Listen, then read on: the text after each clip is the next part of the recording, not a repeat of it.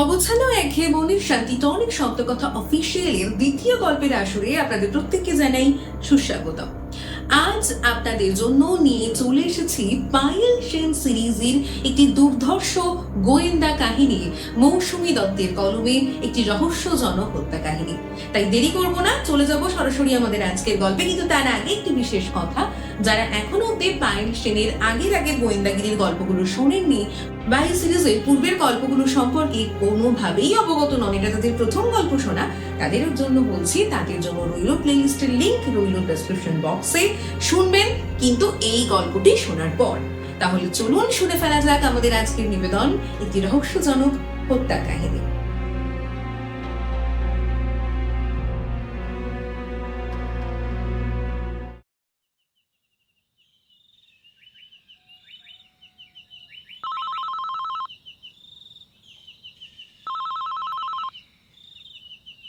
ভোরের দিকে ফোনের আওয়াজে ধড়ফড় করে উঠে বসল প্রকৃতি।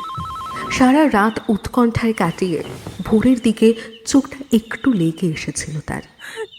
যা আশঙ্কা করেছিল সেটাই। ফোনটা এসেছে নার্সিংহোম থেকে। পিসিমণি আর নেই। 3 দিন জমি মানুষে টানাটানির পর আজ ভোরে সব শেষ। পিসিমণির মৃত্যু সংবাদটা যেন এক লহমায় ওর চারপাশের পরিচিত জগৎটাকে স্তব্ধ করে দিল। জানালার বাইরে তখন একটা পাখি একঘেয়ে সুরে ডেকে যাচ্ছে, যা শোকের এই মুহূর্তটাকে আরো অসহ্য করে তুলছিল। কখন ওর পাশে এসে দাঁড়িয়েছে অনেক, তার খেয়াল করেনি সে। অনেক আস্তে করে ওর কাঁধে হাত রাখে। মনকে শক্ত করো প্রকৃতি, তুমি ছাড়া পিসিমণির আর কে আছে বলো? পরলৌকিক কাজকর্ম এবার তোমাকেই করতে হবে। পিসিমণি সারা জীবন যে কড়া শাসনে আমাদের আগলে রেখেছিলেন, আজ তার সেই মানুষটার দায়িত্ব শেষ হয়ে গেল। এখন সব দায়িত্ব আমাদেরই পালন করতে হবে। মা চলে যাওয়ার পর প্রকৃতির বাপের বাড়ির সর্বময় কর্ত্রী ছিলেন পিসিমণি। পিসিমণি একটা নামকরা গার্লস স্কুলের হেডমিস্ট্রেস। মেয়েরা আড়ালে বলতো লেডি হিটলার। বাবা কোনোদিন সেভাবে সংসারী ছিলেন না। সারা জীবন গান বাজনা নিয়েই তিনি থাকতেন। বাবার সেই উদাসীনতা আর পিসিমণির বজ্র কঠিন মেজাজ, এই দুইয়ের মাঝেই প্রকৃতি বড় হয়েছে। পিসিমণির উপস্থিতি মানেই ছিল বাড়ির প্রতিটি ধূলিকণায় এক সামরিক শৃঙ্খলা। মা চলে যাওয়ার পর বাবা আরও বেশি করে গান বাজনার দিকে ঝুঁকে গেলেন। বাবা পিসিমণিকে খুব ভয় পেতেন। প্রকৃতি বাড়িতে যেদিন অনেককে বিয়ের কথা ঘোষণা করলো, পিসিমণির সে কি হম্বিতম্বি। এখনো এমএটা কমপ্লিট হলো না, একটা চাকরি বাকরি জুটলো না, এখন কি বিয়ে? হ্যাঁ, বিয়ে করলেই কি সব দায়িত্ব শেষ হয়ে যায়? নিজের পায়ে না দাঁড়িয়ে পরনির্ভরশীল হওয়াটা আমি একদম পছন্দ করি না প্রকৃতি। বাবা উচ্ছ্বাস প্রকাশ করতে গিয়েও ঢোক গেলে মিনমিন করে বলেছিলেন, পাত্র হিসেবে তো অনেক মন্দ নয়। প্রকৃতি না হয় বিয়ের পরেই এমএ কমপ্লিট করবে। অনেক বেশ সচ্ছল পরিবারের ছেলে। আমাদের মেয়ের কোনো কষ্ট হবে বলে তো আমার মনে হয় না। প্রকৃতির বিয়ের বছর ঘুরতে না ঘুরতেই বাবাও চলে গেলেন হাটটাকে। পিসিমণি তারপরেই কেমন যেন অনিশ্চয়তায় ভুগতেন। দুবেলা প্রকৃতিকে ফোন করে বলতেন একটি বারের জন্য এ বাড়িতে যেন সে আসে। প্রকৃতি ছুটে যেত পিসিমণিকে দেখতে। গিয়ে কি দুদণ্ড স্বস্তি পাওয়ার জো ছিল? পিসিমণির হাজারটা অভিযোগ। পিসিমণির সেই তীক্ষ্ণ অভিযোগের আড়ালে যে এক গভীর একাকিত্ব ছিল, তা প্রকৃতি আজ মনে মনে অনুভব করতে পারছে। পিসিমণি যেন চাইছিলেন প্রকৃতি সব সময় ওনার চোখের সামনেই থাক। এমএ পরীক্ষায় তো বসলি না, আর এবার বিএডের অ্যাপ্লাই করে দেখ। অত সুন্দর গানের গলা, রেওয়াজটাও তো করিস না ঠিক মতো। সংসার করতে গিয়ে নিজের সত্তাটাকে এভাবে বিসর্জন দেওয়াটা বড্ড বোকামি প্রকৃতি। রেওয়াজ না করলে গলাটা যে একেবারে বসে যাবে। প্রকৃতি যখন সুখের সাগরে ভাসছে, বিয়ের পর মধুচন্দ্রিমায় সুইজারল্যান্ড, আত্মীয় স্বজনের বাড়ির নেমন্তন্ন পর্ব, দিনগুলো একরকম ঘোরের মধ্যে কাটছিল। অনেককে পিসিমণির পছন্দ ছিল না একদম। মুখে কিছু না বললেও ওকে দেখলেই পিসিমণির মুখ হারিয়ে ভুরু কুঁচকে যেত। প্রকৃতির কেরিয়ার শেষ হওয়ার পিছনে অনেক যেন সম্পূর্ণ দায়ী। পিসিমণির সেই কুঁচকানো ভ্রু অনেকের আভিজাত্যকে যেন বারবার প্রশ্নবিদ্ধ করত। অনেকের প্রতিটি কথা পিসিমণির কাছে মেকি বলে মনে হতো, কিন্তু প্রকৃতি তখন ছিল ভালোবাসার মোহে অন্ধ। পিসিমণির দাহকার্য সম্পন্ন থেকে শ্রাদ্ধ শান্তির কাজ, যাবতীয় সমস্ত দায় দায়িত্ব আজ অনেক পালন করছে। মনে মনে হাসে প্রকৃতি। এতদিন স্বামী, শ্বশুরবাড়ি, গয়নাগাটির মধ্যেই জীবন অতিবাহিত ছিল প্রকৃতির। তবে এখন ওর মনে হয় না, পিসিমণি খাঁটি কথাই বলতেন। নিজের কেরিয়ারের দিকে আর একটু মনোযোগী হওয়া দরকার ছিল ওর। নিউ আলিপুরের সেই রাজকীয় আভিজাত্যের ভেতরে যে এক অদ্ভুত দমবন্ধ পরিবেশ লুকিয়ে আছে, তা প্রকৃতি আগে বুঝতে পারেনি। শ্বশুরবাড়ির প্রতিটি কোণে যেন অন্যের শাসন আর ফরমায়েশের ভিড়। নিউ আলিপুরে অনেকদের সাবেকি বাড়ি, একান্নবর্তী পরিবার। খুড়শ্বশুর, জ্যাঠা শ্বশুরদের মধ্যে খুঁটিনাটি কলহ, বিবাদ নিত্যদিনের ঘটনা। প্রকৃতির জন্য মাত্র একটা ঘুপচি ঘর বরাদ্দ, তার উপরে আত্মীয় কুটুম্বের আনাগোনা, সে তো আছেই। অনেক সপ্তাহে 3-4 দিন অফিস ট্যুরে ব্যস্ত থাকে। নিউ আলিপুরের বাড়িতে একটু নিজের মতো করে সময় কাটানোর উপায় নেই। দম বন্ধ করা পরিবেশ। আজকাল মাঝে মাঝে এই প্রকৃতি চলে আসে বাপের বাড়ি। বাপের বাড়ির সেই পুরনো কাঠের গন্ধ, মেহগনি পালঙ্কই এখন প্রকৃতির একমাত্র আশ্রয়স্থল। এখানে ও নিজের মর্জির মালিক, কারোর শাসন বা কলহের কোনো ভয় নেই। এখানে ওর একচ্ছত্র আধিপত্য। এটা ওর সম্পূর্ণ নিজের বাড়ি। পিসিমণি চলে যাওয়ার পর অনেক টাকা খরচ করে ইন্টেরিয়র ডেকোরেটিং এর কাজ করিয়ে বাড়িটাকে মনের মতো করে সাজিয়ে দিয়েছে। পিসিমণি আর বাবার ফিক্সড ডিপোজিটের টাকার অঙ্ক খুব একটা কিছু কমও না। পড়াশোনা, গান বাজনা আবার নতুন করে শুরু করবে প্রকৃতি। সামনে টেলিভিশনে একটা গানের অডিশনও আছে। অনেক যাচ্ছে 4 দিনের জন্য ব্যাঙ্গালোর, অফিস ট্যুর। এই ফাঁকে এ বাড়িতে চলে এসেছে প্রকৃতি। 4টে দিন ফাঁকা বাড়িতে গলা ছেড়ে রেওয়াজ করা যাবে। তারপর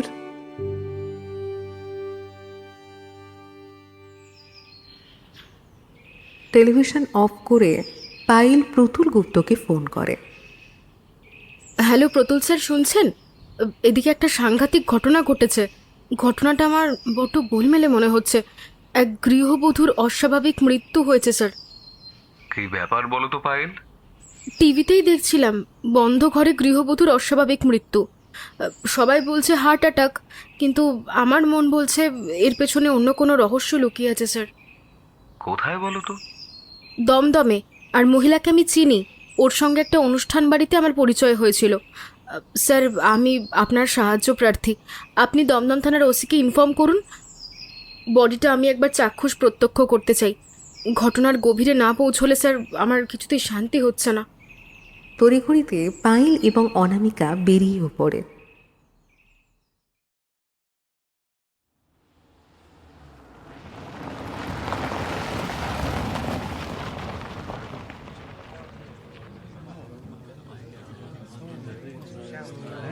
বাড়ির সামনে পুলিশের ভ্যান দাঁড়িয়ে, পিছন থেকে উঁকি মারছে অতি উৎসুক জনতা। পায়েল ভিড় ঠেলে সামনে এগিয়ে যায়। মাঝারি সাইজের বাড়িটার চারপাশে একটা রহস্যময় নিস্তব্ধতা বিরাজ করছে। ভিড়ের চাপে গরম বাড়লেও পায়েলের মন তখন শীতের রাতের মতো ঠান্ডা আর ধীর। দুটো নিউজ চ্যানেলের ছেলে মেয়ে মাইক হাতে ক্যামেরা নিয়ে বেজার মুখে দাঁড়িয়ে আছে। ওদের দেখে ছুটে এসেছেন এক অধস্তন পুলিশ অফিসার। পুলিশ অফিসারটি বললেন, ম্যাডাম, আপনি এসে পড়েছেন। এটা কিন্তু মার্ডার কেস নয়, এ হলো সিম্পল ডেথ কেস, হার্ট অ্যাটাকে মৃত্যু। ভদ্রমহিলা অসুস্থ ছিলেন, ডিপ্রেশনের ওষুধ খেতেন, একা ঘরে হার্ট ফেল করেছেন। ঘরের দরজা ভেতর থেকে বন্ধ ছিল, তাই বাইরে কারোর প্রবেশের কোনো সুযোগ নেই ম্যাডাম। নিউজ চ্যানেলের ছেলে মেয়ে দুটোর বেজার মুখের কারণ বোঝা গেল। পায়েল চারদিকে চোখ বুলিয়ে নেয়। মাঝারি সাইজের হাল ফ্যাশনের একতলা বাড়ি। ড্রয়িং রুমটি বেশ পরিপাটি করে গোছানো। থানার ওসির নাম তন্ময় মান্না। তন্ময় মান্না ব্যস্ত হয়ে পড়ে বলেন, বসুন ম্যাডাম, আপনাকে সব ঘটনা ডিটেল করতে হবে। গুপ্ত স্যারের এমনই নির্দেশ আছে। 1 মাস আগে একটি বিয়ে বাড়িতে এই মৃতা ভদ্রমহিলাটির সঙ্গে আমার আলাপ হয়েছিল। উনি নিজেই এগিয়ে এসে আমার অটোগ্রাফ এবং ফোন নাম্বারও নিলেন। পরিচয় দিয়ে বললেন ওনার নাম প্রকৃতি বসু। আমার সঙ্গে ওনার বিশেষ প্রয়োজন। পরে কোনো এক সময় ফোনে অ্যাপয়েন্টমেন্ট নেব এরকমটাই বললেন, কিন্তু পরে আর আমাকে ফোন করেননি। আজ টিভিতে ওনার মৃত্যু সংবাদ দেখে আমি ছুটে এলাম। ওনার সেই অস্থির চাহনি আমায় তখনই সন্দেহ জাগিয়েছিল। আমার মনে হয়েছিল উনি হয়তো কাউকে ওনার কথাগুলো ভেতরে বলতে চান। ঠিক বলেছেন। ভদ্রমহিলার নাম প্রকৃতি বসু, বয়স 28, শ্বশুরবাড়ি নিউ আলিপুর। দমদমের এই বাড়িটি ওনার পৈতৃক সূত্রে পাওয়া। মাঝে সাঝে উনি স্বামীর সাথে কখনো বা একা এই বাড়িতে এসে থাকতেন। গতকাল বিকালে উনি একাই এখানে আসেন। স্বামী গেছেন ব্যাঙ্গালোরে অফিস ট্যুরে। প্রকৃতি দেবী শ্বশুরমশাই বললেন যে প্রকৃতি দেবী এখানে এসেই নিউ আলিপুরে ফোন করে শ্বশুরমশাইকে পৌঁছানোর সংবাদ জানান এবং সময় মতো ওনাকে ওষুধ খাওয়ার নির্দেশ দেন। রাত 10টায় শ্বশুরমশাই ওকে একবার ফোন করেন, কিন্তু উনি ধরেননি। ব্যাঙ্গালোর থেকে ওনার স্বামী অনিক বসুও ওকে ফোন করেন, কিন্তু উনি অনিকবাবুর ফোনও ধরেননি। অনিকবাবু ভাবেন হয়তো উনি ঘুমিয়ে পড়েছেন, কিন্তু অনিকবাবু বারবার ফোন করার পরেও কোনো সাড়া না পেয়ে বেশ চিন্তিত হয়ে পড়েছিলেন, সেটাও তিনি আমাদের জানিয়েছেন। পরদিন সকালে নিউ আলিপুর থেকে ওনার বৃদ্ধ শ্বশুরমশাই ফোন করেন বারবার। ফোন বেজে বেজে কেটে যায়। উনি তখন চিন্তায় পড়ে যান। নিউ আলিপুরে ওনাদের 51বর্তী পরিবার। বাড়ির এক সদস্যের সাথে কথা বলে উনি এখানে চলে আসেন। অনেক ডাকাডাকির পর প্রকৃতি যখন দরজা খোলে না, পুলিশে খবর দেওয়া হয়। পুলিশ এসে দরজা ভেঙে ডেড বডি উদ্ধার করে। নিউ আলিপুরের বাড়িতে প্রকৃতি বসুর টেবিলে এই ফাইলটি পাওয়া গেছে। দেখুন, এর মধ্যে আছে ওনার সব মেডিকেল রিপোর্ট। 1 বছর আগে ওনার একটা মিসক্যারেজ হয়। ডাক্তার বলেন উনি আর কোনোদিন মা হতে পারবেন না। এরপর প্রকৃতি দেবী ডিপ্রেশনে ভুগতে শুরু করেন। ওনার হার্টের সমস্যা দেখা যায়। এই দেখুন সমস্ত প্রেসক্রিপশন। ঘটনা খুবই সাধারণ মনে হলেও আপনি যখন উপস্থিত হয়েছেন, মানে এই যে বিষয়টির গুরুত্ব অন্য কোথাও। পায়েল মেডিকেল রিপোর্টগুলো ঘুরিয়ে ফিরিয়ে দেখে ফেরত দিয়ে দেয়। আচ্ছা, ডেড বডি কোথায়? আমি একবার সেই ঘরটি নিজের চোখে দেখতে চাই যেখানে ওনার শেষ মুহূর্ত কেটেছিল। আসুন দেখাচ্ছি। তন্ময়বাবু ওদের বেডরুমে নিয়ে যান। রুমটি বেশ বড়, ছিমছামো বলা চলে। ঘরের ঠিক মধ্যেখানে একটা 6-7 সাইজের ডিভান, এক পাশে ড্রেসিং টেবিল, অন্য পাশে দেওয়াল ঘেঁষে একটা আলমারি। ঘরে আর কোনো আসবাব নেই। খাটের মাঝখানে এক পাশ ফিরে শুয়ে আছেন প্রকৃতি বসু। ঘুমের মধ্যে হার্ট অ্যাটাক। পরনে দামি হ্যান্ডলুমের শাড়ি, ম্যাচিং করা ব্লাউজ। মুখে প্রসাধনের চিহ্ন সুস্পষ্ট। লম্বা স্ট্রেটনিং করা এক ঢাল চুল বালিশের উপর ছড়ানো। প্রকৃতির সেই শান্ত আর সৌম্য মৃত মুখটি দেখে পায়েলের মন বড্ড ভারী হয়ে এলো। ও দেখলো যে ড্রেসিং টেবিলের ওপর প্রসাধনীগুলো বড্ড পরিপাটি করে সাজানো, যেন কেউ একটু আগেই সব গুছিয়ে রেখেছে। ড্রেসিং টেবিলের ওপাশে দরজার কোণে ওটা কি একটা পুড়ে আছে যেন কালো মতো। পায়েল ওই বস্তুটিকে কুড়িয়ে কাগজে মুড়িয়ে ব্যাগে পুড়ে ফেলে। ডিভানের একপাশে রাখা আছে প্রকৃতির সুদৃশ্য হ্যান্ডব্যাগ। অনামিকা পায়েলের কানে ফিসফিস করে বলে, এত ভালো শাড়ি পরিপাটি করে মানে মেকআপ না তুলেও উনি ঘুমাতে গিয়েছিলেন। আবার দেখ, চোখে মুখে কোনো যন্ত্রণার ছাপ নেই। নিশ্চয়ই নিশ্চিন্ত মনে ঘুমাচ্ছেন। হার্ট অ্যাটাক হলেও অন্তত মুখে তো যন্ত্রণার ছাপ থাকার কথা, কিন্তু এখানে তো সব বড্ড স্বাভাবিক লাগছে। গুড পয়েন্ট, আমি নোট করে নিচ্ছি। অনামিকা, তুমি ঘরটা ভালো করে লক্ষ্য করো তো, কোথাও কোনো অস্বাভাবিক চিহ্ন পাও কিনা দেখো তো। বিকেলের নিস্তব্ধতায় ঘরটা যেন এক থমথমে অস্বস্তিতে ডুবে গেছিল। পায়েল ডিভানের পাশে রাখা সেই ব্যাগটার দিকে এক মুহূর্ত স্থির চোখে তাকিয়ে রইল। ঘরের প্রতিটি আসবাব যেমন নির্দিষ্ট মাপে সাজানো, ব্যাগটাও ঠিক তেমনভাবেই সযত্নে ওভাবেই রাখা ছিল। পায়েল মান্নাবাবুকে জিজ্ঞাসা করে, আমি কি প্রকৃতির এই হ্যান্ডব্যাগটা দেখতে পারি? অবশ্যই ম্যাডাম, আপনাকে সম্পূর্ণ সহযোগিতা করার নির্দেশ দিয়েছেন প্রতুল গুপ্ত স্যার। তন্ময়বাবু পকেট থেকে রুমাল বের করে ঘাম মুছলেন। তন্ময়বাবুর গলায় এক ধরনের তড়ি ঘড়ি ভাব। ওনার বারবার কপালে রুমাল বুলানো দেখে মনে হচ্ছিল ওনার উপর ওপরতলা থেকে বেশ ভালোই চাপ আছে। পায়েল গ্লাভস পরা হাতে ব্যাগটা খুলল। অনামিকা, ব্যাগের মধ্যে কি কি আছে নোট করো। অনামিকা ডায়েরিটা হাতে নিয়ে ব্যাগের ভেতর থেকে বের করা প্রতিটি জিনিসের নাম লিখতে শুরু করলো। কিছু cosmetics, mobile phone, ATM card, রুমাল, মিনি পার্স। মিনি পার্সটার ভেতর কিছু খুচরো টাকা পয়সা আর কয়েকটা রসিদ। সম্প্রতি একটা নামি বুটিক থেকে একটা শাড়ি আর জুয়েলারি সেট কিনেছে প্রকৃতি, তার রসিদ। রসিদগুলো ভাঁজ করা অবস্থায় ব্যাগের এক কোণে গোঁজা ছিল। পায়েল সেগুলো বের করে টেবিলের উপর সমান করে রাখলো। নামকরা সালুন থেকে দিন 10 আগে চুল স্ট্রেট করিয়েছে, সেটার বিলও রয়েছে। আরেকটা রসিদ মন্দারমণির একটা হোটেলের নাম সমুদ্র সৈকতে। 16 এবং 17 মার্চের বুক করা হয়েছিল। মোবাইল ক্যামেরায় রসিদগুলোর ছবি তুলে রাখে পায়েল। পায়েল বড্ড নিঃশব্দে প্রতিটি প্রমাণের ছবি তুলে নিল। ঘরটা তখন বিকেলের মরা আলোয় ক্রমশ অন্ধকার হয়ে আসছে, কিন্তু ছবিগুলো মোটামুটি ভালোই এসেছে। কয়েকজন পুলিশ কর্মী এগিয়ে আসে। বডি এখন পোস্টমর্টমে যাবে। ওনার স্বামী অনেক বসু সন্ধ্যার ফ্লাইটে ব্যাঙ্গালোর থেকে ফিরছেন। উনি ফিরে আসার পর বাকি কাজ সম্পন্ন হবে। মাথা হেঁট করে ড্রয়িং রুমে বসে আছেন এক বৃদ্ধ ভদ্রলোক। ডেড বডি স্থানান্তর হতে উনি ডুকরে কেঁদে উঠে পিছন পিছন পুলিশ ভ্যান পর্যন্ত গেলেন। ভদ্রলোক কিছুটা ধাতস্থ হতে পায়েল ওনাকে যত্ন করে বসায়। ভদ্রলোকের চোখের জল ওনার শুকনো গাল বেয়ে ওনার পুরনো সাদা পাঞ্জাবিতে গিয়ে পড়ছে। ওনার দুহাত থরথর করে কাঁপছে। এই বিশাল সত্যের ভার ওনার এই দুর্বল শরীর আর বইতে পারছে না। পায়েল বড্ড শান্তভাবে ওনার পাশে বসে ওনার কাঁধে হাত রাখেন। আঙ্কেল, আপনি তো প্রকৃতি বসুর শ্বশুর মশাই। আপনার যদি কোনো অসুবিধা না থাকে, আপনাকে কয়েকটা প্রশ্ন করতে পারি? পায়েল খুব নিচু স্বরে আর সহানুভূতির সাথে ওনাকে প্রশ্নটা করে। ও চাইছিল ভদ্রলোক যেন এই যন্ত্রণার মাঝেও একটু ধাতস্থ হয়ে কথা বলতে পারেন। বলুন। ওনার গলার স্বর বড্ড ভাঙা আর রিক্ত শোনায়। আপনার কখন সন্দেহ হয় যে প্রকৃতি আর নেই? গতকাল সন্ধ্যায় আমার ছেলে অনিক এবং বৌমা একসাথে বের হয়।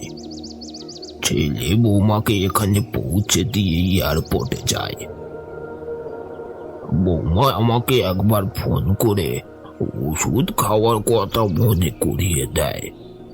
তারপর রাতের দিকে আমি ফোন করেছিলাম, কিন্তু ও আর আমার ফোন ধরেনি। সকালে ব্যাঙ্গালোর থেকে ছেলের ফোন আসে। অনেক ব্যাঙ্গালোরে পৌঁছানোর পর থেকে বড্ড দুশ্চিন্তা হচ্ছিল। ও বারবার ফোন করে বলছিল যে প্রকৃতির মনটা কদিন ধরে একদমই ভালো যাচ্ছে না, আর ওর শরীরটাও বড্ড অবসন্ন। ছেলে যে খুব উদ্বিগ্ন অবস্থায় ছিল সেটা ওর কথাবার্তায় স্পষ্ট বোঝা যাচ্ছিল। বলে, বাবা, গতকাল রাত থেকে প্রকৃতি ফোন ধরছে না। আমি যেন একবার এই বাড়িতে আসি। ও অসুস্থ হয়ে পড়েছে মনে হয়। আমি বুড়ো মানুষ, আসার সময় ভাইপোকে সাথে নে। আসার সময় বৌমার মেডিকেল রিপোর্টের ফাইলটাও সঙ্গে আনলাম। যদি ডাক্তার দেখানোর প্রয়োজন পড়ে। এখানে এসে আমি একবার ডাকলাম, ভাইপো অনেকবার দরজায় ধাক্কা দিলেও কোনো উত্তর আসেনি। অনেকক্ষণ ধরে ডাকাডাকির পর যখন বৌমা দরজা খোলেনি, তখন মনে সন্দেহ বাঁধতে থাকে। তারপর দরজা বন্ধ দেখে ভাইপো পুলিশে খবর দেয়। আর তারপর তো ছেলে অফিসের কাজে 4 দিনের জন্য ব্যাঙ্গালোরে গিয়েছিল। খবরটা পেয়েও আজ সন্ধ্যায় ফিরে এসেছে। বলতে বলতে ভদ্রলোকের গলা ধরে আসে। জানালার বাইরে তখন বিকেলের আলো ম্লান হয়ে আসছে। ব্যাগের সেই হোটেলের রসিদগুলোর কথা পায়েলের মনে তখন এক গভীর প্রশ্নের জন্ম দিচ্ছিল, যাও সমাধান করতে মরিয়া হয়ে উঠেছে। তাই সে জিজ্ঞাসা করেই বসল, আচ্ছা, গত 16-17 মার্চ প্রকৃতি বসু কি মন্দারমণিতে ঘুরতে গিয়েছিলেন? কই কই না তো, এর মধ্যে তো ওরা কোথাও বেড়াতে যায়নি। ওরা তো প্রায় নিজেদের বাড়ির ওই ঘেরা টোপের বাইরে পা রাখা বা অন্য কোথাও যাওয়ার পরিকল্পনার কথা অন্তত আমার কাছে কোনোদিন বলেননি। তবে কি ওই দিনে এই বাড়িতে এসেছিলেন?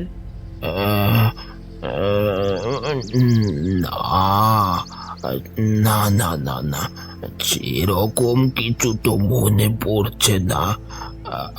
আসলে আমার বয়স হয়েছে তো, তাই।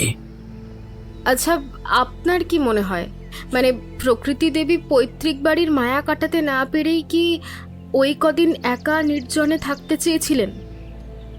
এরকম কিছু বিষয় থাকলে বলতে পারছি না। তুমি বরং আমার ভাইপোকে জিজ্ঞেস করো, ও বলতে পারবে। ওই ভাইপো বসে আছে, হ্যাঁ, ওর কাছে গিয়ে জিজ্ঞেস করো।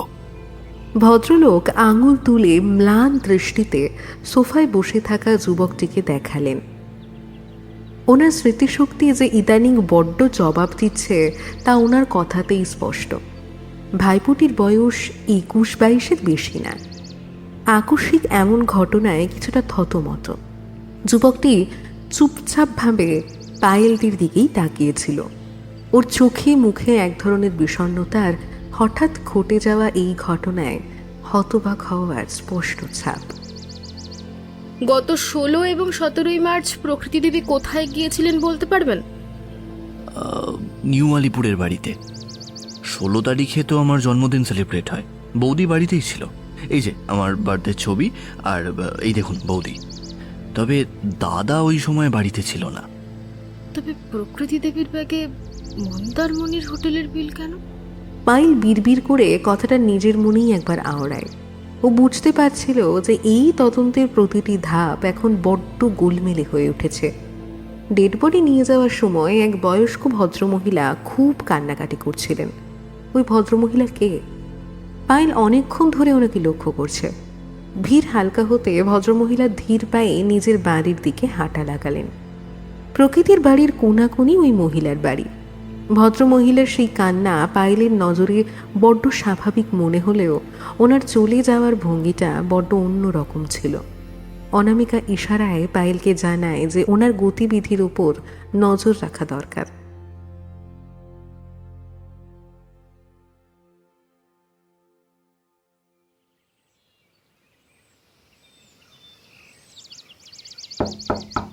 ওই মহিলার বাড়িতে পায়েল বড্ড বিনীতভাবে দরজায় টোকা দিল। ভেতর থেকে কোনো তড়িৎ উত্তর না পেয়ে ও দরজার কপাটটা সামান্য ঠেলে ভেতরে উঁকি দেয়। আসতে পারি? ভদ্রমহিলা চোখ মুখ মুচকে কিছুক্ষণ পায়েলকে দেখলেন। আপনি পুলিশের লোক? না না, আমি পুলিশ নই। ভেতরে আসতে পারি? আমি প্রকৃতির একজন শুভাকাঙ্ক্ষী। ওনার সাথে আমার বড্ড হৃদ্যতা ছিল। ওনার এমনভাবে চলে যাওয়াটা আমি কিছুতেই মেনে নিতে পারছি না। আরে আরে, আসুন আসুন আসুন, বসুন এখানে। ছি ছি, আমি কেমন আপনাকে বাইরে দাঁড় করিয়ে রেখেছি। আসলে আসলে না, আমার মাথা ঠিক নেই। প্রকৃতি এইভাবে দুম করে চলে যাবে বুঝতে পারিনি। ভদ্রমহিলা আঁচল দিয়ে চোখের জল মোছেন। পুরনো আমলের সাদামাটা বাড়ি। ঘরের ভিতরে একপাশে একটা তক্তপোষ, উল্টো দিকে বেতের সোফা সেট। ভদ্রমহিলা তক্তপোষটা থেকে একটা পুরনো কাপড় সরিয়ে আমাদের বসার জায়গা করে দিলেন। দেওয়ালে একটা পুরানো পেন্ডুলাম ঘড়ি অবিরাম টিক টিক শব্দ করছিল। ঘরটা বড্ড নিস্তব্ধ আর একাকী মানুষের আস্তানা বলে মনে হলো। আপনি এখানে কতদিন আছেন? আপনার সাথে প্রকৃতি বসুর কতদিনের পরিচয়? পায়েল ভদ্রমহিলার চোখের দিকে সরাসরি তাকিয়ে প্রশ্নটা করল। আমি বহু বছর ধরে বিয়ের পর থেকে এই বাড়িতেই আছি। এই বাড়ি আমার শ্বশুর মশাইয়ের। আমার স্বামী আজ 10 বছর হলো গত হয়েছেন। একমাত্র ছেলে বিদেশে থাকে। এখানে আমি একাই থাকি। এই নিরালা বাড়িতে একলা থাকতে থাকতে প্রতিবেশীরাই বড্ড আপন আর ভরসার জায়গা হয়ে গেছে আসলে। প্রকৃতি আমাকে মলি পিসি বলে ডাকতো। এখানে এলেই ছুটতে এসে আমার সাথে দেখা করতো মেয়েটা। মেয়েটার গলার স্বরে না বড্ড মায়া ছিল। ও এলেই আমি নিজের সমস্ত দুঃখ আর একাকিত্ব ভুলে যেতাম। মেয়েটাকে আমার বড্ড আপন মনে হতো। আসলে প্রকৃতির পিসি, মানে বনানী যে স্কুলে হেডমিস্ট্রেস ছিলেন, আমি ওই স্কুলের শিক্ষিকা ছিলাম। সম্প্রতি রিটায়ার্ড করেছি। বনানী ম্যাডাম আগে ওর দাদা, মানে প্রকৃতির বাবার কোয়ার্টারে থাকতো। দাদা ছিলেন সরকারি কর্মচারী। ওরা মনের মতো বাড়ি খুঁজে পাচ্ছিল না। এই বাড়িটা বিক্রি হবে শুনে আমি তাড়াতাড়ি বনানী ম্যামকে খবর দিই, আর বাড়িটা ওদের ভারী পছন্দ হয়ে যায়। ওরা সাথে সাথে এই বাড়ি কিনে এখানে চলে আসেন। তাও ধরুন এই 3-4 বছর তো হবেই। প্রকৃতির তখন বিয়েও হয়ে গেছে। বনানী ম্যাম এ পাড়ায় আসায় আমি একজন মনের মতো সঙ্গী পেয়েছিলাম। দেখছেনই তো, আশেপাশে সেরকম কোনো বাড়ি নেই। প্রতিবেশী বলতে কেবল ওই বনানী ম্যাম। বেশ ভালোই কাটছিল দিনগুলো। কিন্তু বনানী ম্যামের দাদা একদিন দুম করে চলে গেলেন, আর তার বছর খানেক পর বনানী ম্যামও। বনানী ম্যাম মারা যাওয়ার পর অনেককে দেখলাম ছোটাছুটি করে বাড়ি রং টং করিয়ে নতুন করে সাজালো গোছালো। জামাই হিসেবে অনেক সত্যি অতুলনীয়। প্রকৃতির যাতে কোনো অভাব না হয় তার জন্য ওই পুরনো অট্টালিকাকে পুরো নতুন রূপ দিয়েছিল। প্রকৃতি দেবী আর ওনার স্বামী মাঝে মাঝেই এখানে এসে থাকতেন শুনলাম। কখনো প্রকৃতি তো একাও এসে থাকতেন, তাই তো? অনেক বাবু কি প্রকৃতিকে একা ছাড়তে স্বাচ্ছন্দ্য বোধ করতেন, নাকি কোনো কড়া শাসন ওনার ওপর জারি থাকতো? আমি আসলে রাতের চোখে একটু কম দেখি। রাতের বেলা তাই বেশি বের হই না। তবে প্রকৃতি এলেই দেখা করতো আমার সাথে। মেয়েটা আমাকে বড় ভালোবাসতো। খুব ভালো মেয়ে, ঘরোয়া, সাধাসিধে, আর অনেক ছেলেটির তো তুলনা হয় না। প্রকৃতির প্রেমেও একেবারে দিশাহারা। প্রকৃতি কি খাবে, কি শাড়ি পরবে, কেমন গয়না পরবে, সব দিকেই আমাদের জামাইয়ের একেবারে তীক্ষ্ণ নজর। অনেকের এই অতি তদারকি দেখে মাঝে মাঝে আমার একটু হাসিও পেত, কিন্তু ভাবতাম ওটা ওর গভীর ভালোবাসা। আচ্ছা, প্রকৃতি কি ধরনের পোশাক পছন্দ করতেন? শাড়ি আর সালোয়ার কামিজেই তো দেখতাম ওকে। ওয়েস্টার্ন পোশাক আসলে অনেকের একেবারেই পছন্দ নয়। প্রকৃতি আমাকে বলেছিল একদিন। মেয়েটা সব সময় স্বামীর পছন্দের মর্যাদা দিয়ে চলতো। ও জানতো অনেক ওকে যে সাজে দেখতে চায় ও সেই সাজেই নিজেকে সাজিয়ে রাখতো। ওনার একটা মিসক্যারেজ হয়েছিল, তারপর থেকে নাকি উনি ডিপ্রেশনে ভুগতেন। এই ঘটনার পর ওর স্বাভাবিক আচরণে কি কোনো বিশেষ পরিবর্তন লক্ষ্য করেছিলেন? এইসব ব্যাপারে আমার সাথে কখনো কথা হয়নি। এমনকি মিসক্যারেজের ঘটনাটা আমি এই প্রথম শুনলাম। গতকাল সন্ধ্যায় নিজের বাড়িতে ঢোকার আগে ও ছুটে আমার কাছে আগে এলো। মলি পিসি, জানো তো আমি না এখন কদিন এখানে থাকবো। তুমি কিন্তু আজ রাতের রান্না একদম করবে না। অনেক রেস্টুরেন্ট থেকে অনেক চাইনিজ ফুড কিনে সাথে দিয়ে দিয়েছে। আমার বাড়ি চলে আসবে কিন্তু আজকে। হ্যাঁ, তুমি আমি একসাথে বসে আজকে ডিনার করব। অনেক বলেছে আমায় একলা কোনো কাজ করতেও দেবে না, সব ব্যবস্থা ওই আগে ভাগে করে দিয়ে গেছে। তারপর 8:30 বাজতেই ফোন। মলি পিসি, চলে এসো, সব খাবার ডাইনিং টেবিলের উপর সাজানো আছে। তুমি না এলে কিন্তু আমি কিছুই মুখে তুলবো না। অগত্যা যেতে হলো। দেখে গিয়ে প্লেটে প্লেটে খাবার, গ্লাসে কোল্ড ড্রিঙ্কস সাজিয়ে ডাইনিং টেবিলে বসে আমার জন্য অপেক্ষা করছে। কোকাকোলা ওর খুব পছন্দের। অনেক 1 বোতল কোকাকোলা কিনে দিয়েছে দেখলাম। আর ওর জোড়াজুড়িতে সামান্য খাবার, কোল্ড ড্রিঙ্ক খেলাম। ওসব দোকানের খাবার না আমার আজকাল আর সহ্য হয় না। খাওয়ার কিছুক্ষণ পরেই আমার মাথাটা বড্ড ঝিমঝিম করতে শুরু করলো। আমি আর বেশি সময় বসেও থাকতে পারলাম না ওর বাড়িতে। আপনি কখন এলেন প্রকৃতির বাড়ি থেকে?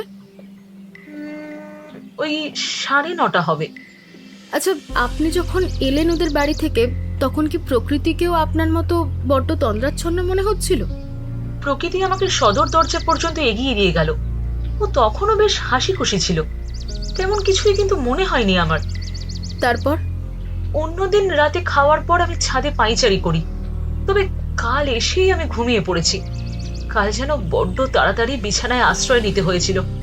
কোনো এক অজানা কারণে শরীরটা বড্ড অবসন্ন আর ভারী লাগছিল আমার। তবে একটা অদ্ভুত ঘটনা ঘটেছে জানেন? কি ঘটনা? আজ সকালে আমার একটু দেরিতে ঘুমটা ভেঙেছে। উঠে ভাবলাম যে প্রকৃতিকে গিয়ে বলে আসি যে তোকে রান্না বান্না করতে হবে না, আমার কাছেই খাবে। ও মা, ঘর থেকে বেরোতে গিয়ে দেখি দরজা আর কিছুতেই খুলছে না, কি যেন বাইরে থেকে আটকে দিয়েছে। এত বছরে এমনটা কিন্তু কোনো দিন হয়নি। আমি ভেতর থেকে অনেক ধাক্কা দিলাম, কিন্তু হুড়কোটা বাইরে থেকে বড্ড শক্ত করে আটকানো ছিল। তারপর কাজের মেয়েকে ফোন করাতে ও এসে দরজা খুলে দিল। কাজের মেয়েটা এ পাড়াতেই কাজ করছিল। ওই এসে আমাকে প্রথম প্রকৃতির মৃত্যুর খবরটা জানায়।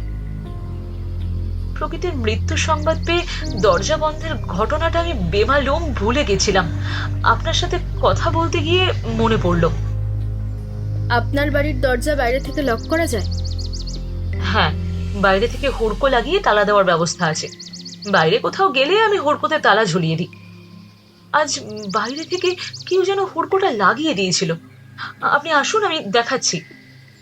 এই বলে ভদ্রমহিলা পায়েলকে ঘরের বাইরে গিয়ে দরজাটা দেখায়।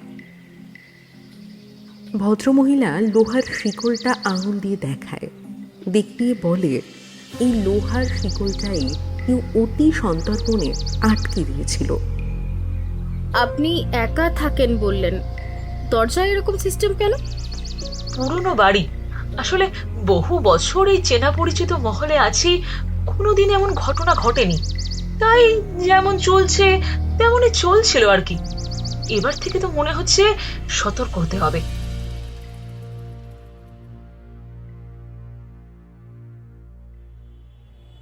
প্রকৃতি বসুর বাড়ি থেকে বেরিয়ে সোজা একটু গেলে একটা ছোট্ট চায়ের দোকান। দোকানে চা বানিয়ে ফ্লাস্কে চা ঢেলে রাখছে। অনামিকা 2 কাপ চায়ের অর্ডার করে কথা শুরু করে। যে ভদ্র মহিলা আজ সকালে মারা গেলেন, ওনাকে চেনেন নিশ্চয়ই? এই গলিতে ওনার বাড়ি। ও, ওনার স্বামীর সাথে তো আমার পরিচয় আছে। একবার উনি দোকানে এসেছিলেন, ওই ইলেকট্রিশিয়ানের খোঁজ করছিলেন। ভদ্রমহিলাকেও সন্ধ্যার সময় স্বামীর সাথে এ বাড়ি থেকে আসতে দেখেছি। রাতের বেলায় তো মুখটা ভালো করে লক্ষ্য করিনি। ওনারা তো এখানকার স্থায়ী বাসিন্দা নন না। আসলে এদিকে বিক্রি বাটা সেরকম নেই। আমি দিনের বেলায় ওই অফিস পাড়ায় চা ঘুগনি বিক্রি করি, সন্ধ্যায় এসে দোকানটা খুলি। আজ রবিবার, তাই সকালে দোকান খুলেছি। তবে কাল রাত্রে ওনাকে একবার দেখলাম যেন মনে হলো। হনহনিয়ে বাড়ি থেকে বেরিয়ে ওই বড় রাস্তার পানে যাচ্ছিলেন। কত রাতে? ঘড়ি তো দেখিনি, ওই ধরুন 10টা, 10:15 হবে। আমি তো তখন দোকান বন্ধ করছিলাম। ওকে পুনরায় ফিরে আসতে দেখেছিলেন? ওই যে বললাম, তখন দোকান বন্ধ করছিলাম, কখন ফিরে এসেছেন দেখিনি। চল, শিগগির দোকানটা বন্ধ হয়ে যাবে। কোথায়? কোন দোকান? বড় রাস্তার ওপর একখানা শাড়ির দোকান আছে, ওটাতে সিসিটিভি লাগানো আছে দেখলাম। ওই দোকানের সিসিটিভি ফুটেজ থেকে কিছু পাওয়া যেতে পারে। আর দোকানি বললেন উনি নাকি প্রকৃতিকে হনহনি ওই বড় রাস্তার পানে হেঁটে যেতে দেখেছেন। পায়েল শাড়ির দোকানের মালিককে আই কার্ড বের করে দেখাতেই উনি সাদরে অভ্যর্থনা জানালেন। বড় রাস্তায় আলো কম, সিসিটিভির ক্যামেরায় আবছা আলোতে দেখা গেল রাত 10টা নাগাদ একজন মহিলা হন্তদন্ত হয়ে হেঁটে যাচ্ছেন। রাস্তা পুরো শুনশান। মহিলা যাওয়ার পথে চারপাশে ভালো করে চোখ বুলিয়ে রাস্তার ধারের বাড়িটার গার্বেজ বক্সে কিছু একটা ফেললেন। ফেলেই আবার হনহনিয়ে উঠে হাঁটতে শুরু করলেন। পায়েল ঝটকা মেরে উঠে দাঁড়ায়, দোকানিকে ধন্যবাদ জানিয়ে শাড়ির দোকানটা থেকে বেরিয়ে আসে। কি বুঝলি? আবছা আলোয় যদিও ভালো করে কিছু বোঝা যাচ্ছে না, কিন্তু তাও মনে হলো ওই মহিলা প্রকৃতি নন, অন্য কেউ। এই মহিলা রাত বিরেতে অন্য প্রতিবেশীর গার্বেজ বক্সে নোংরা ফেললেন কেন? ফেলার সময় চোরের মতো চারপাশ দেখছিল। রাইট, এই মহিলার হাইট শর্ট আর পরনে জিন্স টপ। মলি পিসি বলেছেন প্রকৃতি কখনোই জিন্স টপ পরতো না। এই এলাকায় প্রতিটি বাড়ির বাইরের দরজার পাশে একটি করে সবুজ রঙের ঢাকনাওয়ালা গার্বেজ বক্স। পৌরসভার সাফাই কর্মীরা রোজ এসে ওই বক্স থেকে নোংরা আবর্জনা এসব সংগ্রহ করে নিয়ে যায়। সাফাই কর্মীটি গার্বেজ বক্সগুলো একই জায়গাতে জড়ো করতেই পায়েল ঝড়ের বেগে ছুটে যায়। হাতে গ্লাভস এবং নাকে মাস্ক পরে বক্সগুলো ঘাঁটতে শুরু করে। প্রায় 8-10টা গার্বেজ বক্স। ফেলে দেওয়া উচ্ছিষ্টগুলো থেকে বিকট টক গন্ধ বেরোচ্ছে, উঠছে পোকাও। অনামিকা নাকে রুমাল চাপা দিয়ে চিৎকার করে ওঠে, পায়েল, তোর কি ঘেন্না পিত্তি বলে কিছু নেই নাকি? এত এঁটো কাটা ঘাটছিস? পায়েল একটা পলিথিনে যত্ন সহকারে কিছু একটা ভরে ভালো করে পলিথিনটা মুড়ে ব্যাগে ঢুকিয়ে নেয়।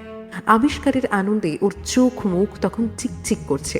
ভাইপোটির বয়ান অনুযায়ী 16 এবং 17 মার্চ প্রকৃতি বসু নিউ আলিপুরের বাড়িতে ছিলেন।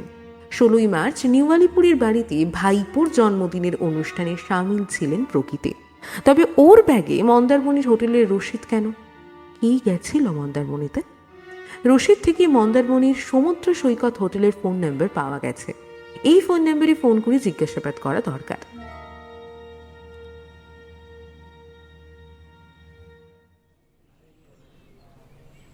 লালবাজার পুলিশ স্টেশনে মুখোমুখি বসে পায়েল, অনামিকা এবং প্রতুল গুপ্ত।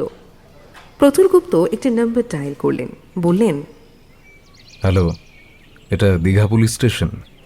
লালবাজার থেকে special IG mister Pratul Gupta বলছি। ওপাশের পুলিশ অফিসারটি একেবারে বিগলিত হয়ে ফোনের মধ্যেই 4টে স্যালুট ঠুকে, good morning sir, good morning sir. Yes sir, yes sir, বলুন স্যার। মন্দারমণির হোটেল সমুদ্র সৈকত, ফোন নম্বর নোট করুন। খোঁজ নিয়ে বলুন 16 এবং 17 মার্চ রুম নম্বর 230 কে বা কারা বুক করেছিল। ওকে স্যার, ওকে স্যার, আমি আধ ঘন্টার মধ্যে জানাচ্ছি। অনেক খোঁজ খবর করে মনিকা দেবরায়ের ঠিকানা জোগাড় করেছে পায়েল। ভদ্রমহিলার বয়স মধ্য 30 এবং ডিভোর্সি। একটা ডায়াগনস্টিক সেন্টারে তিনি কাজ করেন। আই কার্ড দেখিয়ে পায়েল একরকম জোর করেই ভদ্রমহিলার ঘরে ঢুকে পড়ে। বেশ বিরক্তই হয়েছেন ভদ্রমহিলা। দামি দামি আসবাব দ্বারা ড্রয়িং রুমটি বেশ সুসজ্জিত। মহিলার গায়ের রং শ্যামলা, ম্যাগি কার্ল চুলগুলো চুর করে বাঁধা, পরনে ব্লু ক্যাপ্রি আর ইয়েলো টি শার্ট। ঘরখানা দেখে পায়েল বেশ তাজ্জব। ইনি সামান্য একটা ডায়াগনস্টিক সেন্টারে কাজ করেন, এনার এত ঠাটবাট? পায়েল সোজাসুজি প্রশ্ন করেন, আপনি প্রকৃতি বসুকে চেনেন? না। ওনার স্বামী অনিক বসুকে? না, চিনি না। সে কি, চেনেন না? কিন্তু অনেক বসু যে বলল আপনার চাপে বাধ্য হয়ে উনি আপনার সাথে মন্দারমণি ঘুরতে গিয়েছিলেন। আপনার আধার কার্ডের জেরক্স পর্যন্ত আমাকে দিলেন। এই দেখুন, আপনার এই ঠিকানাই তো উনি দিলেন। হোটেলের মালিকের সন্দেহ এড়াতে ধরা পড়ার ভয়ে আপনারা পাশাপাশি আলাদা আলাদা রুম নিয়েছিলেন, কিন্তু রুম থেকে বেরিয়ে একসাথেই ঘোরাফেরা, খাওয়া দাওয়া, গল্পগুজব এসব তো করতেন। আপনারা আড়াল করার চেষ্টা করলেও হোটেল বয়টির চোখে ধরা পড়ে যায় অনেক কিছুই। সেও আপনাদের সঙ্গে সহযোগিতা করত। তার জন্যে অনেক বসু ছেলেটিকে মোটা টাকা ঘুষ দিয়েছিল। ভদ্রমহিলা প্রচণ্ড উত্তেজিত হয়ে পড়েছেন। জেরক্স কপির দিকে তাকিয়ে, অনেক এসব কথা আপনাদের বলেছে? আমার ঠিকানা দিয়েছে, বলেছে আমি ওকে জোর করে মন্দারমণি নিয়ে গেছি। হ্যাঁ বললেন বই কি, না হলে কিভাবে জানলাম বলুন? আসলে স্ত্রীর খুনের ঘটনায় ভদ্রলোক ভীষণ শকড, কান্নাকাটি করে পাগলের মতো ছটফট করছেন। কাঁদতে কাঁদতে আমাদের কাছে এসে আমাদের ডিটেকটিভ এজেন্সি থার্ড আইয়ের সাহায্য চাইলেন। অ্যাডভান্স পেমেন্টও পর্যন্ত করেছেন। এবার ভীষণ রকম ভয় পেয়ে গেল মনিকা দেবরায়। চোখ দুটো ভীষণভাবে বিস্ফারিত, গলা দিয়ে আওয়াজ বের হচ্ছে না। কিন্তু অনেক যে বলল ও ও ব্যাঙ্গালোর গেছে। আপনাকে কখন এসব বলল? কলকাতায় কখন এলো? ওর ফোনের সুইচ অফ তো। ওর বউ মারা গেছে বলে ও ডিটেকটিভ ডেকেছে। অনেক আমার ঠিকানা কেন দিয়েছে জানি না। ওর বউ যেদিন মারা যায় ওই দিন রাতে আমি একটা নাইট ক্লাবের পার্টিতে ছিলাম। ওই ক্লাবে খোঁজ খবর নিয়ে জানতে পারেন। পায়েল একাগ্র দৃষ্টিতে মনিকার মুখের দিকে তাকিয়ে ওর ভিতরটা পুড়ে ফেলার চেষ্টা করছে। এবার ওর চোখে চোখ রেখে আন্দাজের উপর ভিত্তি করে একটা মোক্ষম চাল চালল সে। অনেক বসুর বিবৃতি অনুযায়ী আপনি ফাঁকা ইনজেকশনের সিরিঞ্জ ঢুকিয়ে প্রকৃতি বসুকে হত্যা করেছেন। ও, অনেক এখন সাধু সাজছে। বউকে খুন করার পুরো প্ল্যানটা তো ওর। ও ও ও আমাকে সিরিঞ্জ কিনে দিয়ে পাঠিয়েছিল ওর বউয়ের দমদমের বাড়িতে। বলেছিল বউকে মেরে সম্পত্তি বাগাবে আর আমাকে বিয়ে করবে। মেরে ফেলার প্ল্যান করে অনেকই তো ফুসলিয়ে প্রকৃতিকে নিউ আলিপুর থেকে দমদমের বাড়িতে তোলে। তারপর ধন্যবাদ মনিকা দেবরায়, আপনার কথোপকথন অনামিকা রেকর্ডিং করে নিয়েছে। অনেক বসু এখনো আমাদের নাগালের বাইরে, তবে আপনার এই স্বীকারোক্তি অনেককে অ্যারেস্ট করতে সাহায্য করবে। Thank you. দুজন মহিলা কনস্টেবল এসে মনিকাকে গ্রেফতার করে। নেতাজি সুভাষচন্দ্র ইন্টারন্যাশনাল এয়ারপোর্টে অধীর আগ্রহে অপেক্ষা করছে পায়েল, অনামিকা। সন্ধ্যা 6:35 ব্যাঙ্গালোরের ফ্লাইট ঢুকেছে। অনেক বসু এক্সিট গেট দিয়ে বের হতেই পায়েল এগিয়ে যায়। ইউ আর আন্ডার অ্যারেস্ট অনেক বসু। মনিকা দেবরায় খুনের ঘটনা কনফেস করেছেন। বলেছেন প্রকৃতি দেবীকে খুনের সব পরিকল্পনা আপনার। কি কি বলেছে মনিকা? আমি খুন করেছি? খুন তো করেছে ও। আমি গতকাল ব্যাঙ্গালোরে ছিলাম। এই তো ফ্লাইটের টিকিট। ওকে মিস্টার অনেক বসু, বাকি কথা পুলিশ স্টেশনে গিয়ে হবে। চটপট পুলিশ ভ্যানে উঠে বসুন।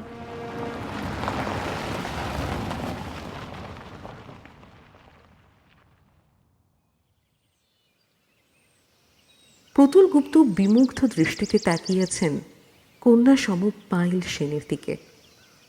সম্পূর্ণ ঘটনাটা একটু ডিটেল করো তো দেখি। অনেক বসু সম্পত্তির লোভে প্রকৃতিকে বিয়ে করে। প্রকৃতি ছিল ওর বাবা এবং অবিবাহিত পিসির একমাত্র উত্তরাধিকারী। প্রকৃতির পিসিমণি বনামি ম্যাম ছিলেন জাঁদরেল হেডমিস্ট্রেস। অনেককে চিনতে উনি ভুল করেননি। আর প্রকৃতির বাবা আর পিসিমণি মারা গেলে অনেক হাতে আকাশের চাঁদ পায়। অনেক বিভিন্ন সময়ে বিভিন্ন মহিলার সঙ্গে অবৈধ সম্পর্কে লিপ্ত থাকত। অফিস ট্যুরের বাহানা দেখিয়ে প্রকৃতিকে একেবারেই সময় দিত না। এইভাবেই পরিচয় হয় একদিন মনিকা দেবরায়ের সাথে। ইতিমধ্যে প্রকৃতির একটা মিসক্যারেজ হয়ে যায়। ওর দাম্পত্য জীবনে বারবার তৃতীয় কোনো ব্যক্তির অনধিকার প্রবেশের ঘটনা প্রকৃতির কাছে চাপা থাকে না।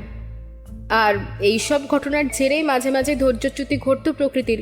প্রায় সময় ওদের মধ্যে তুমুল অশান্তি হতো, হইচই চেঁচামেচি করে প্রকৃতি ভায়োলেন্ট হয়ে যেত। এদিকে অনেক ছিল অতিশয় ধূর্ত। এটি ছিল দীর্ঘদিনের একটা পরিকল্পিত সম্পূর্ণ ঠান্ডা মস্তিষ্কের খুন। অনেকের ব্যভিচারের ঘটনার প্রমাণ পেয়েই প্রকৃতি হইচই বাঁধালে অনেক ভুলিয়ে ভালিয়ে ওর সঙ্গে ভালোবাসার অভিনয় করে ওকে ডক্টরের কাছে নিয়ে যায়। ডক্টরের কাছে উপস্থাপনা করে যে সন্তান হারিয়ে প্রকৃতি মানসিক অবসাদে ভুগছে, হয়তোবা ওর হৃদযন্ত্রের কোনো গোলযোগ হয়েছে। ডাক্তারবাবু কিছু ডিপ্রেশন কাটানোর ওষুধ দেন এবং ইসিজি ও বিভিন্ন রকম টেস্টের কথা ওই প্রেসক্রিপশনে লিখেও দেন, কিন্তু কোনো টেস্ট রিপোর্ট ওর মেডিকেল ফাইলে ছিল না। নিউ আলিপুরের বাড়িতে একান্নবর্তী পরিবার। দাম্পত্য কলহ মাঝে মাঝেই চার দেওয়াল ভেদ করে পরিবারের অন্য সদস্যদের কাছেও পৌঁছে যেত। কলহের কারণ কখনো কখনো তো চাপাও থাকতো না। চরিত্রবান সাজতে অনেক প্রেমের অভিনয় করত, আর প্রকৃতিকে মাঝে মাঝেই সব ওই দামি দামি গিফটও দিত। নামকরা স্যালন থেকে ওর চুল স্ট্রেটনিং করিয়ে আনতো। প্রকৃতির ব্যাগে কয়েকদিন আগে কেনা শাড়ির এবং একটা নামকরা স্যালনের রসিদও পাওয়া গেছে। আর পাওয়া গেছে মন্দারমণির হোটেলের রসিদ। প্রকৃতি কোনোভাবে হয়তো বা অনেকের ট্রাউজারের পকেট থেকে ওই মন্দারমণির হোটেলের রসিদটা পায়, আর ওটাকেই নিজের কাছে রেখে দিয়েছিল। ওই রসিদ থেকে ওর মনে স্বামীর ব্যভিচারের সন্দেহ ধানা বাঁধে। প্রকৃতির ফোনের কল লিস্ট থেকে দেখা গেছে যে খবর সংগ্রহের জন্য মন্দারমণির হোটেলে প্রকৃতি কয়েকবার ফোনও করেছিল, কিন্তু হোটেল কর্তৃপক্ষ প্রকৃতিকে কোনো সাহায্যই করেননি। ব্যাঙ্গালোর যাওয়ার আগে অনেক ওকে দমদমের বাড়িতেই নামিয়ে দিয়ে যায়। যাওয়ার সময় চাইনিজ খাবার এবং কোল্ড ড্রিঙ্কস কিনে আনে, আর কোল্ড ড্রিঙ্কসের মধ্যে ঘুমের ওষুধ মিশিয়ে দেয়। প্রকৃতির ড্রয়িং রুম এবং বেডরুম দেখে বোঝা যায় ও বেশ গোছানো, শৌখিন, নিপুণ, পরিপাটি। কিন্তু ডাইনিং হলের চিত্র ভিন্ন। ওখানে জিনিসপত্র একেবারে নোংরা, এলোমেলো, বিক্ষিপ্তভাবে ছড়ানো ছিটানো। দেখে আমার কেমন যেন একটু খটকা লাগে। প্রকৃতি বসুর ডাইনিং টেবিলে রাখা কোল্ড ড্রিঙ্কসের বোতলটি মান্নাবাবুকে আমি ল্যাবে পাঠানোর জন্য অনুরোধ করেছিলাম। বোতলে সামান্যই কোল্ড ড্রিঙ্কস অবশিষ্ট ছিল। ল্যাব থেকে রিপোর্ট এসছে কোল্ড ড্রিঙ্কসের সাথে কড়া ডোজের ঘুমের ওষুধ মেশানো ছিল। কোল্ড ড্রিঙ্কস খাবার পরেই প্রকৃতির শরীর অবসন্ন হতে শুরু করে। ঘুমে চোখ দুটি একেবারে জুড়ে আসে। টলতে টলতে কোনো রকমে দরজা বন্ধ করে প্রকৃতি ঘুমিয়ে পড়ে। ডাইনিং টেবিল পরিষ্কার করা, এমনকি পোশাক পরিবর্তন বা প্রসাধন তোলার সময় কোনোটাই সে পায়নি। মলি পিসিও খুব সামান্য কোল্ড ড্রিঙ্কস খেয়েছিলেন, তাতেই উনি বাড়িতে গিয়ে ঘুমিয়ে পড়েন। ডিনারের পর অন্যদিন উনি ছাদে পায়চারি করেন। পরের দিন ওই কারণেই ওনার দেরিতে ঘুম ভাঙে। ব্যাঙ্গালোর থেকে বারবার প্রকৃতিকে ফোন করতে থাকে অনেক। ফোন না তোলায় ও নিশ্চিন্ত হয়ে যায় যে প্রকৃতি ঘুমিয়ে পড়েছে। এরপর অনেক মনিকাকে খবর দেয়। মনিকাকে বাড়ির ডুপ্লিকেট চাবি অনেক আগে থেকেই দিয়ে রেখেছিল। মনিকা চাবি দিয়ে দরজা খুলে ঘরে ঢুকে ঘুমন্ত প্রকৃতির হাতে ফাঁকা ইঞ্জেকশনের সিরিঞ্জ পুশ করে। সঙ্গে সঙ্গে কার্ডিয়াক অ্যাটাক, প্রকৃতি মারা যায়। মনিকা আবার ঘর বন্ধ করে বেরিয়ে যায়, কিন্তু ফিরে যাওয়ার সময় মোড়ের মাথায় চাওয়ালার নজরে পড়ে যায়। আর চাওয়ালাটি মনিকাকে প্রকৃতি বলে ভুল করে। চাওয়ালার বয়ান অনুযায়ী আমরা বড় রাস্তার উপরে শাড়ির দোকানের সিসিটিভির ভিডিও ক্লিপের ওপর নজর রাখি। ওতে দেখা যায় যে মনিকা চারপাশ দেখে নিয়ে রাস্তার উপরের একটি বাড়ির গার্বেজ বক্সে কিছু একটা ফেলল। তারপর হনহনিয়ে হাঁটতে শুরু করে। আর মনিকা সেদিন একা ছিল না, ওকে গাড়ি করে নিয়ে এসেছিল ওর অপর এক পুরুষ বন্ধু রমেশ। রমেশ গলির মুখেই বড় রাস্তার ধারে অপেক্ষা করছিল। মনিকা রমেশকে বলে, বড় রাস্তার ধারে দাঁড়াও, এক বন্ধুর সঙ্গে দেখা করেই চলে আসব। এরপর মনিকার নাইট পার্টিতে যাওয়ার প্রোগ্রাম ছিল রমেশের সাথে। মাঝে মাঝেই মনিকা ওর পুরুষ বন্ধুদের সাথে নাইট পার্টিতে গিয়ে আকণ্ঠ মদ্যপান করে আর তারপর বেহুশ হয়ে যায়। পোশাক পরিচ্ছদ, ব্যাগপত্র এসব সামলানোর অবস্থায় থাকে না ও। রমেশের কাছে ধরা পড়ার ভয়ে প্রকৃতি মার্ডার ওয়েপেনটাকে মানে সিরিঞ্জটাকে গার্বেজ বক্সের ভিতরে ভালো করে গুজে দিয়েছিল। আর এই দৃশ্যটি সিসিটিভির ভিডিও ক্লিপে ধরা পড়ে যায়। কার্যসিদ্ধি করে মনিকা রমেশের সঙ্গে নাইট ক্লাবে যায়। গভীর রাত পর্যন্ত খানাপিনা, মদ্যপান এসব চলতে থাকে। এর বহু প্রমাণই আমাদের হাতে এসেছে। গার্বেজ বক্স ঘাঁটতে ঘাঁটতে ওখান থেকে আমি সিরিঞ্জটা উদ্ধার করি। সিরিঞ্জে বেশ কয়েক ড্রপ ব্লাড এসেছিল। দেখে আমার কেমন যেন সন্দেহ হয়। সিরিঞ্জ নিয়ে ডাক্তারি পরীক্ষায় জানা যায় যে ওখানে কোনো মেডিসিন ছিল না। এটা নর্মাল ইনজেকশন পুশ কেস নয়, এয়ার এম্বলিজম। অনেকের কাছ থেকেই মলি পিসির সাথে প্রকৃতির হৃদ্যতার খবর মনিকা শুনেছিল। অনেকের পরামর্শই অতিরিক্ত সতর্কতার কারণে মনিকা মলি পিসির বাড়ির দরজা বাইরে থেকে বন্ধ করে দেয়।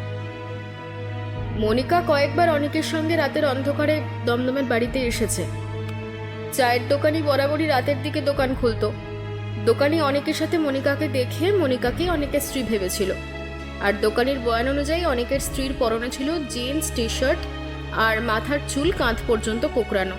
কিন্তু প্রকৃতি কোনোদিনও ওয়েস্টার্ন পোশাক পরতো না। ওর ছিল কোমর ছাপানো স্ট্রেটনিং করানো চুল। আর ওই দিন রাত 10টাতে আসলে দোকানি মনিকাকেই প্রকৃতির বাড়িতে ঢুকতে দেখেছিল এবং হনহন করে ফিরে যেতেও দেখে। আমার প্রথম সন্দেহের উদ্রেক হয় যখন দেখি প্রকৃতির বেডরুমে ড্রেসিং টেবিলের পাশে একগাছি ম্যাগি কার্ল লম্বা চুল আর একটা সুদৃশ্য টাইট রাবার ব্যান্ড পড়ে আছে। ওটা তুলে আমি নিজের কাছে রাখি। প্রকৃতি 10 দিন আগে চুল স্ট্রেটনিং করিয়েছে। ও কখনোই স্ট্রেটনিং করা চুলে ওই টাইট রাবার ব্যান্ড লাগাবে না। আর বাড়িতে কোনো কাজের লোকও আসে না। তাহলে ওই ম্যাগি কার্ল চুল আর সুদৃশ্য রাবার ব্যান্ড কার? মনিকার মাথা ভর্তি ঝাঁকুমাকু ম্যাগি কার্ল চুল। ও অনেকের সঙ্গেই দমদমের বাড়িতে এসে লুকিয়ে রাত্রি যাপন করত। চুল পরীক্ষা নিরীক্ষার মাধ্যমে অবশ্য সত্যতা যাচাই করা যাবে। অনেক প্রকৃতির সব প্রেসক্রিপশন একটা ফাইলে বন্দি করে সন্তর্পণে ওদের নিউ আলিপুরের বাড়ির টেবিল ওপর রেখে এসেছিল। ফোনে বৃদ্ধ বাবাকে নির্দেশ দেয় ওই ফাইলটি সঙ্গে করে নিয়ে যেতে, যাতে পুলিশের কাছে প্রমাণ করা যায় প্রকৃতি হার্টের রোগী। বডি পোস্টমর্টেমে গেলেও সুরাহা হতো না। ইয়ার এম্বলিজম কেস অনেক সময় ময়নাতদন্তে অধরাই থাকে। মানুষের শিরার মধ্যে দিয়ে সিরিঞ্জ ভর্তি বাতাস পুশ করলে বাতাস রক্তের সাথে মিশে যায় না, বরং বাবল তৈরি হয়। রক্ত চলাচলে বাধা দেয় এবং রক্তের চাপও বাড়িয়ে দেয়। এই বাবল রক্তের সাথে মস্তিষ্ক, হৃৎপিণ্ড, ফুসফুসে ঘুরে বেরিয়ে এদের কার্যক্রমে বাধা সৃষ্টি করে। এর ফলে মানুষের হার্ট অ্যাটাকে মৃত্যুও হয়। আর এই বাবল বা বুদবুদের কারণে রক্তপ্রবাহ বন্ধ হওয়ার ঘটনাকে মেডিকেল টার্মে এয়ার এম্বলিজম বা গ্যাস এম্বলিজম বলা হয়। কোথায় যেন একটা শুনেছিলাম, অপরাধমূলক কাজ বা অবৈধ সম্পর্ক যতই গভীর এবং নিপুণ হোক না কেন, অপরাধীদের মধ্যে পারস্পরিক বিশ্বস্ততা একেবারেই থাকে না। আর এই ফর্মুলাকে কাজে লাগিয়ে সম্পূর্ণ আন্দাজের ওপর ভিত্তি করে আমি মনিকা দেবরায়ের ওপর অতর্কিতে বাক্যবাণ চালাই। ও বিধ্বস্ত হয়ে সবকিছু স্বীকার করে ফেলে। নতুবা খুনি এবং ষড়যন্ত্রকারীকে গ্রেফতার করা একেবারেই সহজ ছিল না। অনামিকা দুহাতে মুখ ঢেকে ফুঁপিয়ে কেঁদে ওঠে, বলে, আমার ভীষণ কষ্ট হচ্ছে প্রকৃতির জন্য। মুখোশের আড়ালে মানুষ এত ভয়ঙ্কর, এত নিষ্ঠুর সত্যিই হতে পারে?